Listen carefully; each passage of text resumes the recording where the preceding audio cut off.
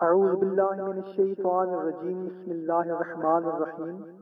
السلام علیکم میرے بھائیوں اور میری بہنوں، ہیلتھ اسلام چینل میں آپ کو خوش آمدید کہتے ہیں اور امید کرتے ہیں کہ آپ سب لوگ اللہ تعالیٰ کے فضل و کرم سے خیریت سے ہوں گے اور خوشحال زندگی گزار رہے ہوں گے، اور دعا کرتے ہیں کہ اللہ تعالیٰ ہم سب کے نیک اور جائز مقاصد پورے فرمائے اور تکلیف دور فرمائے، اور ہمیں 5 وقت کی نماز کے ساتھ قرآن پاک پڑھنے کی بھی توفیق عطا فرمائے، آمین۔ نبی حضرت عبداللہ بن مسعود رضی اللہ تعالی عنہ سے روایت ہے کہ نبی اکرم صلی اللہ تعالی علیہ وسلم نے فرمایا، جو شخص مجھ پر بکثرت درود پڑھتا ہے قیامت کے روز وہ سب سے زیادہ میرے قریب ہوگا۔ ترمذی۔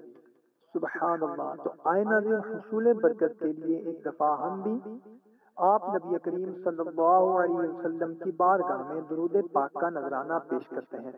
اللہم صلی علی سیدنا و مولانا محمد وعلی آل محمد کما صلیت علی ابراہیم وعلی آل ابراہیم انک حمید مجید۔ اللہم بارک علی محمد وعلی آل محمد کما بارکت علی ابراہیم وعلی آل ابراہیم انک حمید مجید۔ کسی کے خلوص اور پیار کو اس کی بے وقوفی مت سمجھو، ورنہ کسی دن تم خلوص اور پیار تلاش کرو گے اور لوگ تمہیں بے وقوف سمجھیں گے۔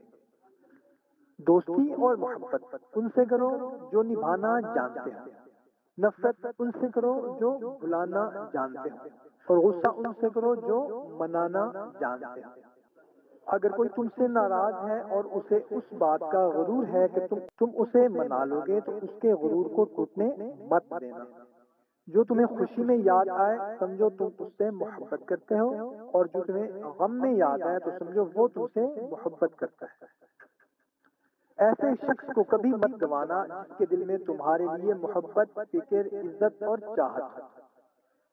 جس کو تم سے سچی محبت ہوگی وہ تم کو فضول اور ناجائز کاموں سے روکے گا۔